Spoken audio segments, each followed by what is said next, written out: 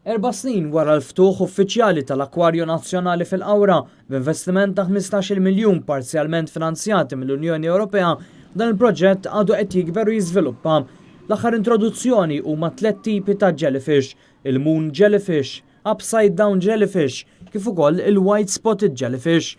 Net News tkellem ma' Mark Patch, wieħed mid-diretturi tal-Akwarju Nazzjonali, li jispjega kif dawn l-ispeċi issa se jagħtu lok lill-istudenti tal-iskejjel lokali jitalmu dejjem iżjed mill-qrib dwar il-jellyfish. L-importanza tal-edukazzjoni hija vitali għat-tmexxija tal-akwarium, jiġifieri. Dejjem xtaqna li jkollna din is-sezzjoni tal-jellyfish għaliex dejjem kien hemm dik il-perċezzjoni ħażina fuq il-jellyfish li jekk wieħed jistudja u jaqra aktar fuqhom mhix daqshekk kera kemm taħseb, jiġifieri orajt in-nies forsi jibżgħu xejn fil-baħar u tnigżek il-jellyfish, però huwa l-importanza ekoloġika tagħhom hija fenomenali. Alan Dejdun, bioloġista li jispeċjalizza dwar il-baħar, tkellem magħna dwar l-isfidi li dawn l-ispeċi jġibu magħhom. Kien għalhekk li ma kienx possibbli li jkunu introdotti fl-Akwarju Nazzjonali immedjatament mal-inawgurazzjoni tal-proġett. Jellyfish tank, pereżempju, huwa differenti minn tanks oħrajn li hawn fl-akwarjum, għax inti il-jellyfish jekk teħel mal-ħġieġ mhux bħal ħuta mhux kapaċi tinqala.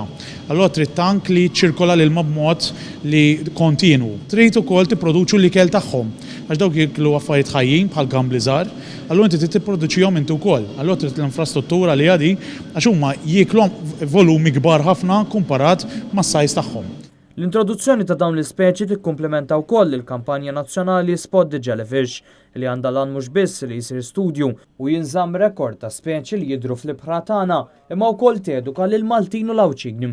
Kienet ta' benefiċċju kbira x'din li jgħidula citizen science, jiġifieri dan qed iġib iċ-ċittadin fejn jitgħallem iktar jagħmel xi ħaġa xjentifika mingħajr ma jekk daqshekk ikkumplikat qed jitgħallem. Ovvjament bħala nature ta' slim mexxu l-Blue Flag dinna għenet ħafna anki biex ħolqot kuxjenza pubblika fuq it-tip ta' biodiversità u konservuhu fil-baħar u anki bħala Blue Flag Malta qegħdin nipproponuha bħala best practice għal Blue Flag International bħala kampanja edukattiva anki fuq il-jellyfish li ħafna nies jarawhom bħala xi ħaġa kera wkoll fl-ibħra tagħna. L-introduzzjoni ta' dawn it-3 speċi fl-Akwarju Nazzjonali tikkonċidi wkoll mal-aħbar tal-UNESCO li ddikjarat id-deċenju li jmiss sal-2030 bħala perjodu dedikat għax-xjenza dwar l-oċeani blan li n-nies jiġu malma iżjed dwar l-oċeani.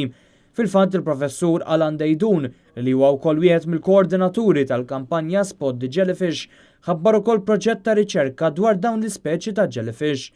B'hekk l-Akwarju Nazzjonali issandu 48 tank b'madwar 200 speċi ta' ħut, rettili u insetti tal-baħar f'post wieħed.